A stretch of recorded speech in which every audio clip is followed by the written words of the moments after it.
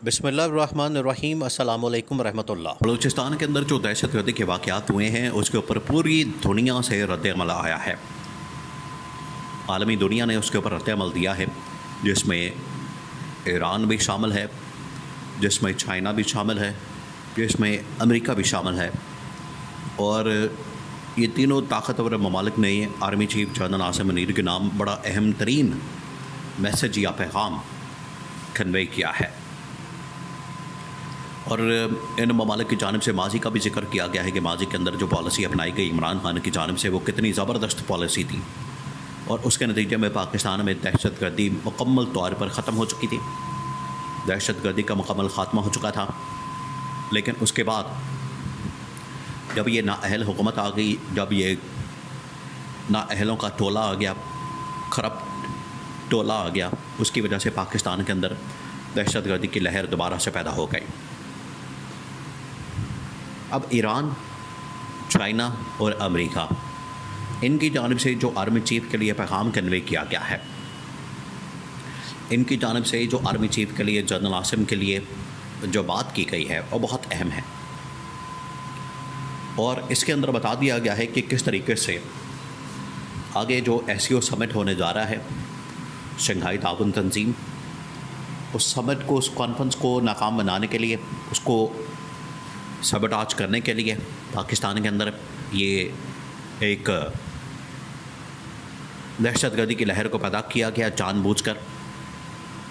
और इसमें ईरान और चाइना ने ख़ास तौर पर जो रद्द-ए-अमल दिया है, देखिए ईरान और चाइना का इसके अंदर इंटरेस्ट क्या है।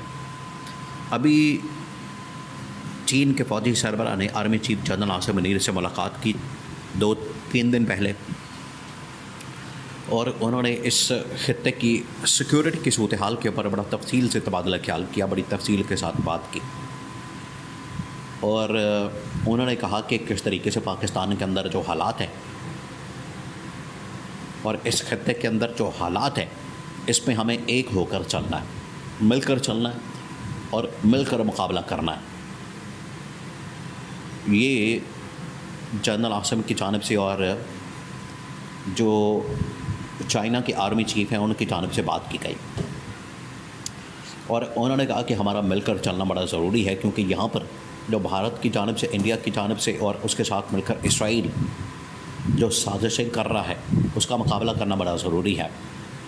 देखिए बलूचिस्तान के अंदर ये जो वाक़यात हुए हैं उसमें ईरान और चाइना ने क्यों रिस्पॉन्स दिया, इस वजह से दिया गया है कि चाइना और ईरान की डायरेक्ट इन्वेस्टमेंट प्रोजेक्ट्स बलूचिस्तान के अंदर मौजूद हैं।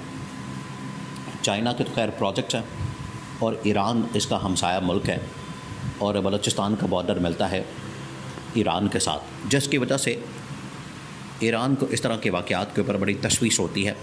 उनकी जानिब से इसके ऊपर बड़ी तशवीश का इजहार किया जाता है। तो ईरान ने भी इसकी मज़म्मत की और साथ में चाइना ने भी इसकी मज़म्मत की। अब हालत ये है कि चाइना, ईरान, अमेरिका तक ने जो पाकिस्तान के अंदर वाक़यात हुए हैं उनकी मज़म्मत की, लेकिन मजाल है कि इस हुकूमत की जानिब से ये जो शहबाज शरीफ की हुकूमत और पंजाब के अंदर मरीम नवाज़ की, और बलूचिस्तान के अंदर भी ये दोनों की हुकूमत है, नून लीग और पीपल्स पार्टी की, दोनों की। और इनकी हरकतें या इनकी कारकर्दगी, इनकी परफॉर्मेंस आपके सामने है कि उधर भी नाकाम है और इधर भी नाकाम है। पंजाब की सतह पर भी जो इनकी कारकर्दगी है मरीम नवाज़ की, वो भी मुकम्मल नाकाम है, और उसके अंदर कोई भी आपको रत्ती बराबर भी कारकर्दगी नज़र नहीं आती है। और जहाँ तक बात है बलूचिस्तान के अंदर, तो वहाँ भी नून लीग और पीपल्स पार्टी की गवर्नमेंट है, और जहाँ तक गवर्नमेंट की बात है तो वो बिल्कुल भी उसकी कारकर्दगी नज़र नहीं आती। और जहाँ तक वफाकी हुकूमत की बात है तो वफाकी हुकूमत इस्लामाबाद के अंदर बैठी है। इस्लामाबाद के अंदर बैठ के ये ओहदे इंजॉय करते हैं, उससे मज़े लेते हैं, अयाशियाँ करते हैं, अल्लल्ले तल्लल्ले करते हैं, आवाम के टैक्सों के ऊपर मौज मस्तियाँ करते हैं। इक़्तिदार की बंदरबांट की और ओहदों की बंदरबांट की सियासत करते हैं, लेकिन जब बात आती है पाकिस्तान के अवाम के तहफ़्फ़ुज़ की, महंगाई के ख़ात्मे की, बेरोज़गारी के ख़ात्मे की, तो ये दूर दूर तक नज़र नहीं आता है और इनका वजूद ही नज़र नहीं आता।